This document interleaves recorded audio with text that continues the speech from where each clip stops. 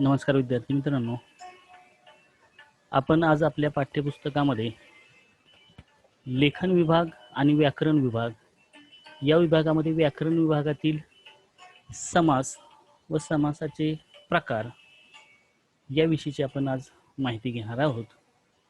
आपल्या कृतीपत्रिकेमध्ये व्याकरण विभाग जो आहे त्या व्याकरण विभागामध्ये म्हणजेच विभाग क्रमांक 5 यामध्ये तुम्हाला समस्त पदांचा विग्रह याच्यासाठी तुम्हाला प्रश्न विचारला जाणार आहे. इयत्ता 9वी साठी प्रथम सत्रासाठी द्वंद्व समास, तर द्वितीय सत्रामध्ये तुम्हाला द्वंद्व समासाबरोबरच विभक्ती तत्पुरुष समास ही उदाहरणं आपल्याला हे समास प्रकार आपल्याला विचारले जाणार आहेत. त्यामध्ये आज आपण प्रथम सत्रासाठी असणारा जो द्वंद्व समास, त्याचबरोबर द्वितीय सत्रामध्ये असणारे विभक्ती तत्पुरुष याची काही प्रकार यातले जे आहेत ते आज आपण पाहणार आहोत. हे पाहत असताना आपल्याला याच्यावर प्रश्न कसा विचारला जाणार आहे, तर त्यामध्ये तुम्हाला प्रथम सत्रासाठी रकाने दिले जातील आणि ते रकाने तुम्हाला पूर्ण करावायचे आहेत. तर आधी आपण बघूया की समास म्हणजे काय आणि समासाची द्वंद्व समासाची उदाहरणं कोणती आहेत आणि विभक्ती तत्पुरुषची उदाहरणं कोणती आहेत ते बघूया.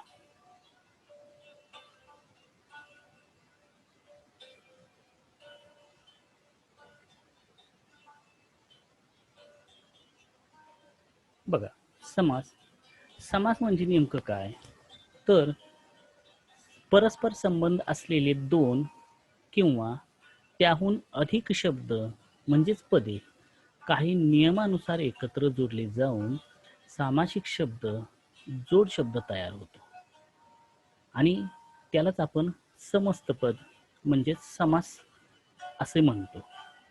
आता हा जो समास हा जो शब्द आहे तो शब्द सम अधिक असं आपल्याला दोन परस्मैपदीचा माहिती आहे, पण तो चौथ्या गानाचा सुद्धा आहे. अस्य अस्यामी वगैरे, अस्यामी अस्यावह अस्यामह अशी त्याची रूपं होतात. तर सम अधिक हा चौथ्या गानाचा जो परस्मैपदीचा धातू आहे त्याचा अर्थ आहे एकत्र जोडणे, एकत्र आणणे, जमवणे. या धातूपासून हा समास शब्द तयार झालेला आहे. विग्रह करत असताना विग्रह म्हणजे नेमकं काय, तर समासांचा अर्थ स्पष्ट करणारे शब्द किंवा वाक्य याला आपण विग्रह असे म्हणतो. पुन्हा एकदा बघा, समासांचा किंवा समस्त पदांचा अर्थ स्पष्ट करणारे जे शब्द आपण वापरणार आहोत किंवा जे वाक्य वापरणार आहे त्यालाच आपण विग्रह असं म्हणतो. समासातील पदांनी अथवा समासाबाहेरील पदांच्या सहाय्याने समासाचा विग्रह केला जातो. म्हणजे बऱ्याच वेळेला आपल्याला त्या समासातीलच पदे वापरावं लागतात विग्रह करताना, तर काही वेळेला अर्थपूर्तीसाठी समासाच्या बाहेरील शब्दांचा देखील वापर आपल्याला करावा लागतो.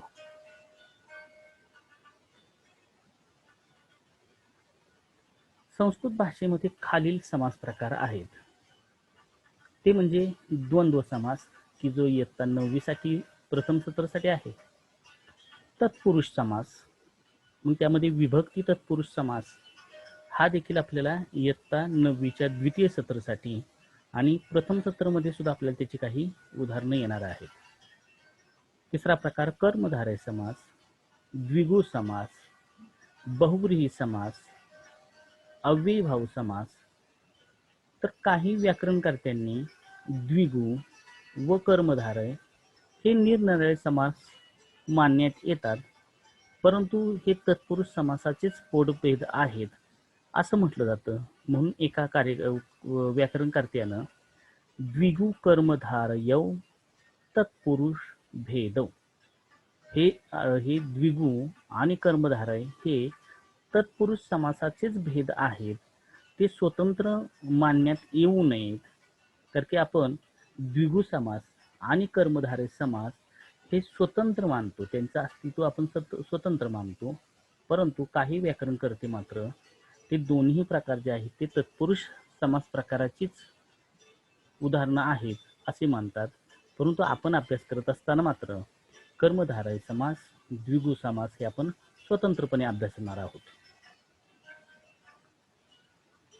द्वंद्व समासाचे आणखीन काही प्रकार पडतात. त्यामध्ये एकूण 3 प्रकार: इतरेतर द्वंद्व समास, समाहार द्वंद्व समास आणि एकशेष द्वंद्व समास. इयत्ता 9वीला मगाशी सांगितल्याप्रमाणे 9वीसाठी प्रथम सत्रामध्ये द्वंद्व समास याची उदाहरणं आपल्याला विचारली जाणार आहेत. इथं त्याचे 3 प्रकार दिलेले आहेत: इतरेतर द्वंद्व, समाहार द्वंद्व व एकशेष द्वंद्व समास. हा एकशेष द्वंद्व समास जो आहे तो मात्र काही व्याकरणकर्ते त्याला मान्यता देत नाहीत.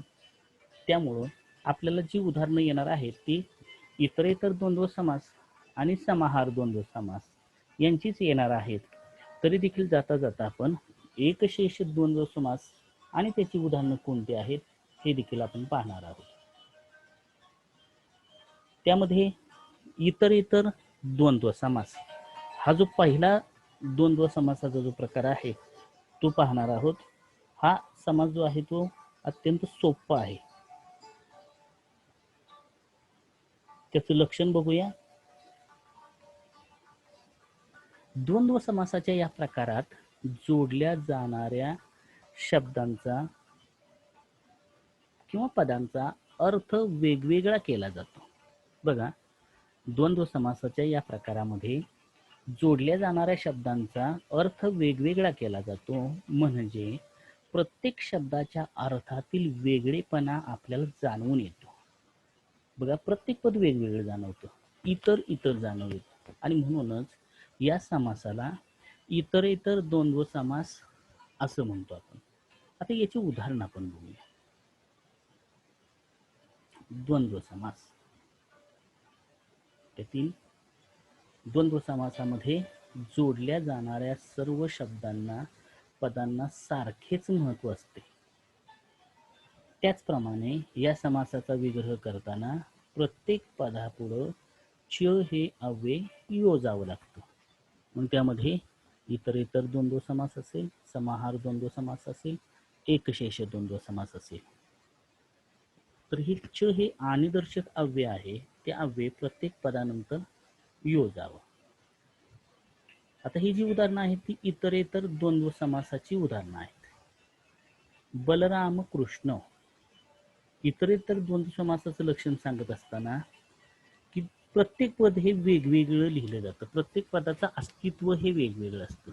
जसं की बलराम हा कृष्णाचा भाऊ, बलराम कृष्ण.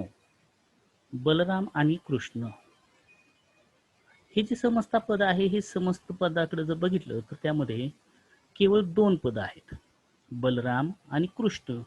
म्हणून अर्थानुसार तो जो सामासिक शब्द आहे किंवा ते जे समस्त पद आहे ते द्विवचनामध्ये वापरलंय. म्हणजे देव शब्द जर चालवलो आपण, देवः, देवौ, देवाः प्रथमा, देवौ हे जे रूप आहे त्याप्रमाणे द्विवचनामध्ये असल्याप्रमाणे बलराम कृष्ण अर्थानुसार 2 पद आहेत, म्हणून ते द्विवचनामध्ये वापरलेलं आहे. जर अर्थानुसार अनेक पद असती तर मात्र तो बहुवचनामध्ये वापरला असता. बघा, विग्रह करताना मगाशी सांगितल्याप्रमाणे प्रत्येक पदानंतर प्रत्येक पदाचं अस्तित्व वेगळं असतं. प्रत्येक पदानंतर च हे आनिदर्शक अव्यय योजावं. प्रत्येक पद स्वतंत्र वापरत असताना त्या पदाचं लिंग आणि वचन विचारात घ्यावं. जसं की बलराम हा शब्द जो आहे तो पुल्लिंगी आहे, म्हणून बलरामः च कृष्णः च. जर तो स्त्रीलिंगी किंवा नपुंसकलिंगी असता तर ते पद जे आहे ते त्या पदानुसार आपल्याला रूप लिहावं लागतं. इतरेतर द्वंद्व समास.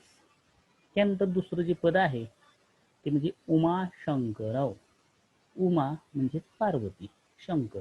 यामध्ये सुद्धा अर्थानुसार 2च पदे आहेत, उमा आणि शंकर. विग्रह करताना प्रत्येक पदानंतर च वापरावा. जसं की उमा च शंकरः च. यामध्ये शंकर हा शब्द जो आहे तो अनुनासिक युक्त लिहिणं अपेक्षित आहे. आता त्यानंतर तिसरं पद बघा, वृक्ष लते. यामध्ये अर्थानुसार एकच वृक्ष आणि एकच लता असल्यामुळं तो शब्द द्विवचनामध्ये दिसतोय. तो शब्द आहे तो मालाप्रमाणे चाललेला आहे. इतरेतर द्वंद्व समासाचं एक महत्वाचं लक्षण समस्त पदाचं वचन किंवा लिंग हे उत्तर पदावर अवलंबून असतं. या 3 उदाहरणांमध्ये बघा, पहिल्या पदामध्ये उत्तर पद हे पुल्लिंगी आहे, त्यामुळे ते देवप्रमाणे चाललं. तिसऱ्या पदामध्ये उत्तर पद हे लता स्त्रीलिंगी आहे, म्हणून ते मालाप्रमाणे चाललं. माला, माले, माला हा प्रथमा. त्याप्रमाणे 2च पद असल्यामुळं वृक्ष एक, लता एक, द्विवचन म्हणून वृक्ष लते. पण विग्रह करताना कसा करावा लागेल, त्यांची मूळ पद घ्यावी लागतील. वृक्ष च, लता च. पण हाच शब्द जर विग्रह करताना वृक्षा हा च, लता हा च म्हणजेच बहुवचनी असता, तर समस्त पद कसं झालं असतं, वृक्षलता हा. कारण अर्थानुसार अनेक वृक्ष आणि अनेक वेली असा त्याचा अर्थ होतो. म्हणून इथं मात्र एकवचनी असल्यामुळं वृक्ष च, लता च, आणि ते समस्त पद जे आहे ते सुद्धा द्विवचनामध्ये आहे. परंतु चौथं उदाहरण जर बघितलं तर चौथ्या उदाहरणामध्ये 4 पद आहेत. राम, लक्ष्मण, भरत आणि शत्रुघ्न ही 4 पद आहेत आणि ती स्वतंत्र अर्थाची असल्यामुळं प्रत्येक पदानंतर च हे आनिदर्शक अव्यय योजलेलं आहे. बघा, रामः च, लक्ष्मणः च, भरतः च, शत्रुघ्नः च. इतरेतर द्वंद्व समासामध्ये प्रत्येक पदाला वेगळं महत्व असल्यामुळं प्रत्येक पदानंतर च हे आनिदर्शक अव्यय विग्रह करताना योजावं लागतंच.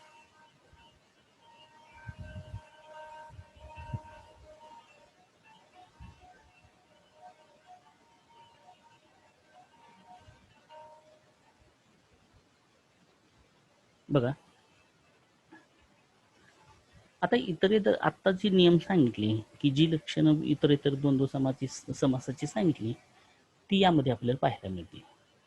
इतरेतर द्वंद्व समास नेहमी द्विवचनी किंवा बहुवचनीच असतो. कारण की एकतर त्यामध्ये दोनच पद असतील किंवा अनेक पद असतील. म्हणून इतरेतर द्वंद्व समासामध्ये सापडणारी समस्त पदे ही द्विवचनामध्ये किंवा बहुवचनामध्येच आपल्याला सापडतात. समासात जोडल्या जाणाऱ्या पदांची जी संख्या अभिप्रेत असेल त्यावरच समासाचे वचन अवलंबून असते. म्हणजे जसं की मगाशी सांगितल्याप्रमाणे वृक्षलता हा असा जर समस्त पद असेल तर त्यामध्ये पदांची संख्या ही बहुवचनामध्ये आहे, त्यामुळं त्या समासाचं जे वचन आहे ते बहुवचनामध्ये असतं. पण दिलेलं उदाहरण जे आहे ते वृक्षलते असं होतं, त्यामध्ये अर्थानुसार केवळ 2 पद आणि म्हणून त्या 2 पदांमुळेच त्या समस्त पदाचं वचन हे जे आहे ते द्विवचनामध्ये झालेलं आहे. एक उदाहरण आपल्या समोर दिलंय, हंस काकव. इथं देखील एकच हंस एकच कावळा म्हणून तो शब्द जो आहे समस्त पद हे द्विवचनामध्ये सांगितलेलं आहे. या समासामध्ये एक हंस व एक कावळा असाच अर्थाभिप्रेत आहे, म्हणूनच हा समास जो आहे तो द्विवचन आहे. पण हंस काका हा असं जर समास्त पद असतं तर पुष्कळ हंस आणि पुष्कळ कावळे असा अर्थ अभिप्रेत झाला असता, म्हणून समास तिथं बहुवचनी दिसला असता. म्हणून इतरेतर द्वंद्व समासामध्ये समस्त पद पाहिल्याबरोबर ते कोणत्या वचनामध्ये आहे, अर्थानुसार तिथं किती संख्या अपेक्षित आहे, एकवचनी की बहुवचनी, ह्या बाबी आपल्याला तिथं लक्षात आल्यानंतरच त्या समस्त पदाचा विग्रह करावा. आता आणखीन एक लक्षण बघा, या समासातील शेवटच्या पदाचे जे लिंग तेच संपूर्ण समासाचे लिंग असते. जसं की आपण वृक्षलते हा शब्द बघितला, उत्तरपदी लता हा शब्द स्त्रीलिंगी असल्यामुळं सर्व समस्त पदाचं लिंग हे उत्तर पदावर म्हणजे स्त्रीलिंगी झालेलं आहे. पण पहिला शब्द जो होता बलराम कृष्ण, यामध्ये कृष्ण हा शब्द उत्तरपदी होता आणि तो पुल्लिंगी, आणि म्हणून सर्व समस्त पद हे पुल्लिंगी झालेले आहे. म्हणजे तिथं जर राधा कृष्ण असा जर शब्द असता तर राधा कृष्ण असं समस्त पद झालं असतं. पण त्याच पदामधील जर क्रम उलट केला असता, म्हणजे राम हा शब्द किंवा कृष्ण हा शब्द प्रारंभी घेतला असता आणि राधा शब्द जर नंतर घेतला असता तर कृष्ण राधे, कारण राधा हा शब्द स्त्रीलिंगी, त्यानुसार त्या समस्त पदाचं जे लिंग आहे ते राधा या शब्दानुसार म्हणजे स्त्रीलिंगी होणार आहे. एक उदाहरण आपण पाहूया. उमाशंकरव या समासातील दुसरे पद म्हणजेच शेवटचं पद हे शंकर आहे आणि ते पुल्लिंगी असल्यामुळंच संपूर्ण समस्त पद हे पुल्लिंगी झालेले आहे. तर वृक्षलते या समासातील दुसरे पद लता हे स्त्रीलिंगी असल्यामुळं तो जो समास आहे तो समास स्त्रीलिंगी झालेला आहे.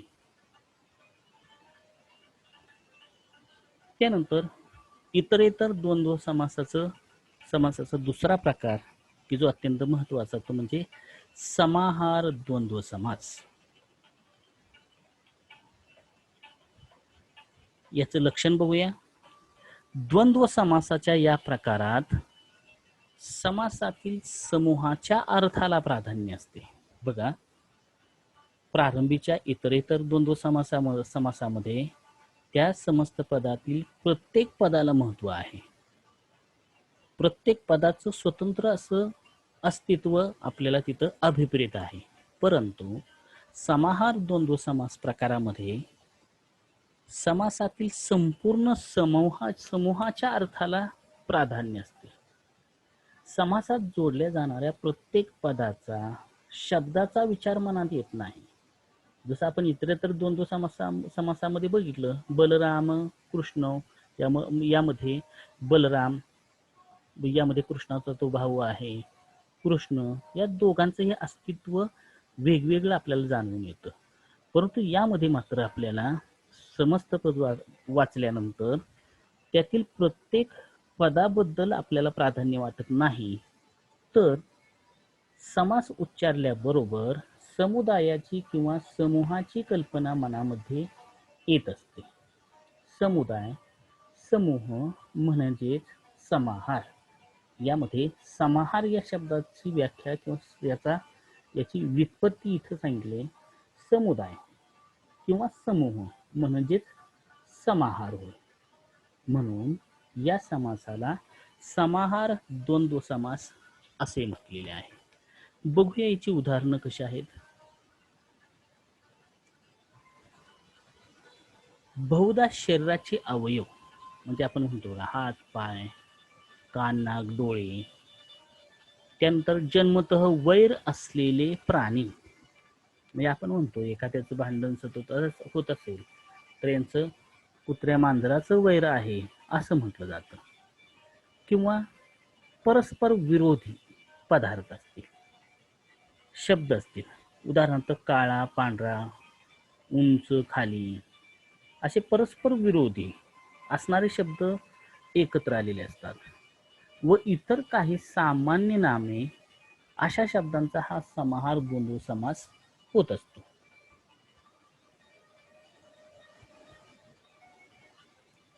बघा, याची काही उदाहरणं बघूया.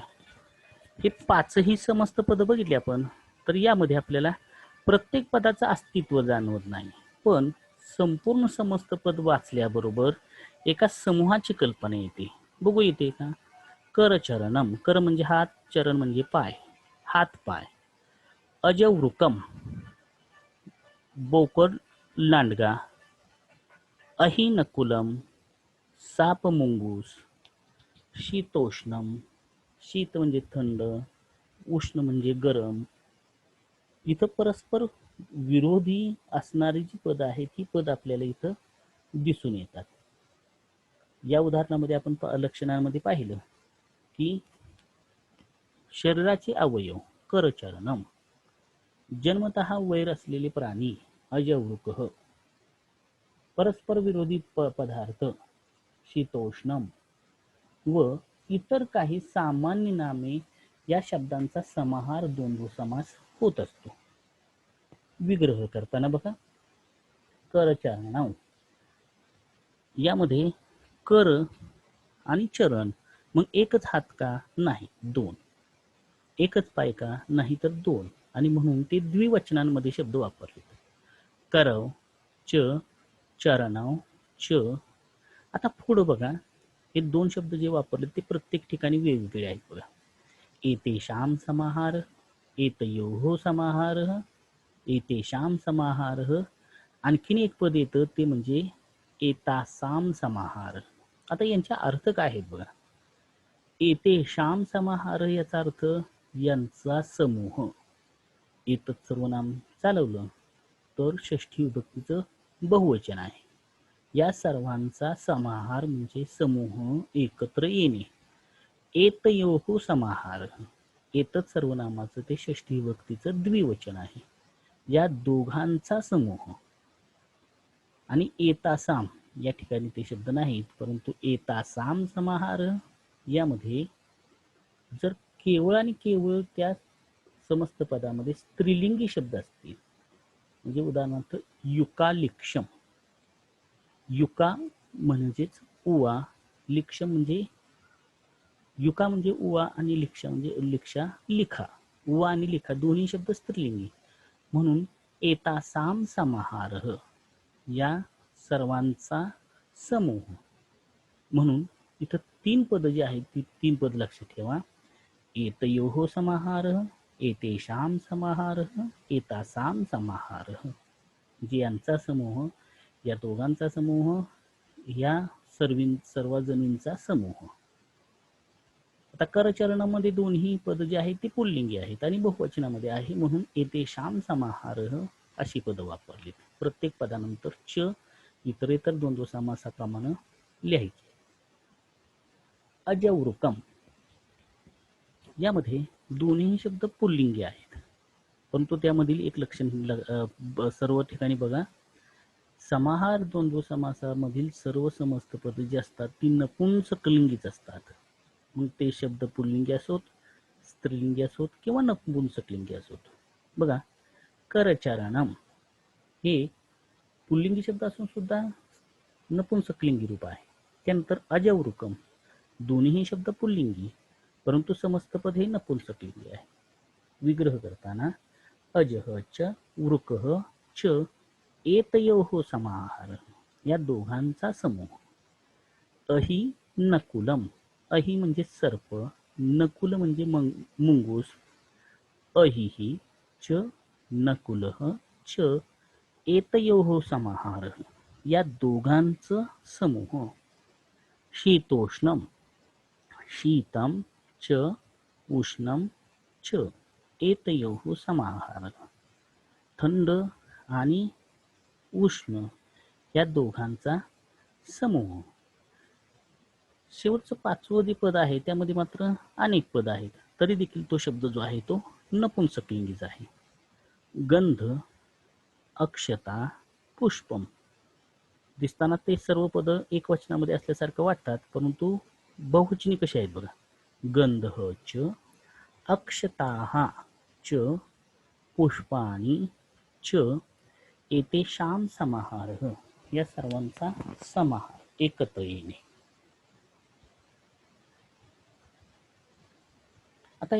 आता जी लक्षणं सांगितली ही तिन्ही लक्षणं समाहार द्वंद्व समासासाठी फार महत्वाचे आहेत. समाहार म्हणजे समूह. समूह हा एकच असल्यामुळे समाहार द्वंद्व समास नेहमी एक वचनीच असतो. बघा, आताच जे लक्षण सांगितलं की पाचही शब्द जे आहेत ते नपुंसकलिंगी आहेत.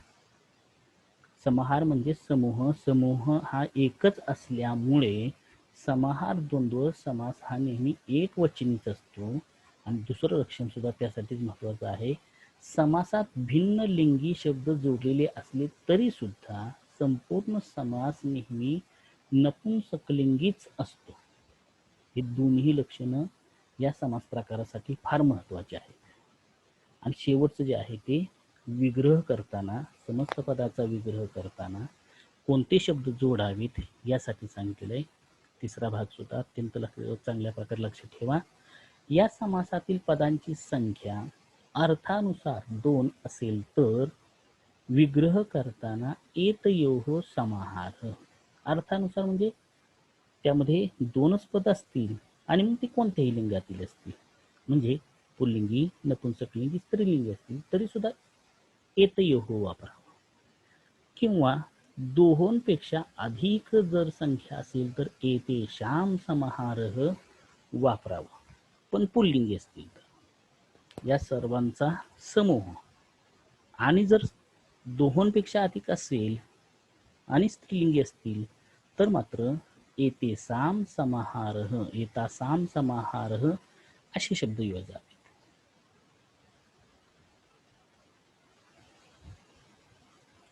अशा प्रकारे आपण आज फक्त इतरेतर द्वंद्व समास आणि इतरेतर द्वंद्व समासाची जी तिन्ही प्रकार आहेत त्यामध्ये एकशेष द्वंद्व समास याची उदाहरणं आपल्याला विचारली जाणार नाही. त्याचा अभ्यास आपल्याला व्याकरणामध्ये किंवा पाठ्यक्रमामध्ये नाही.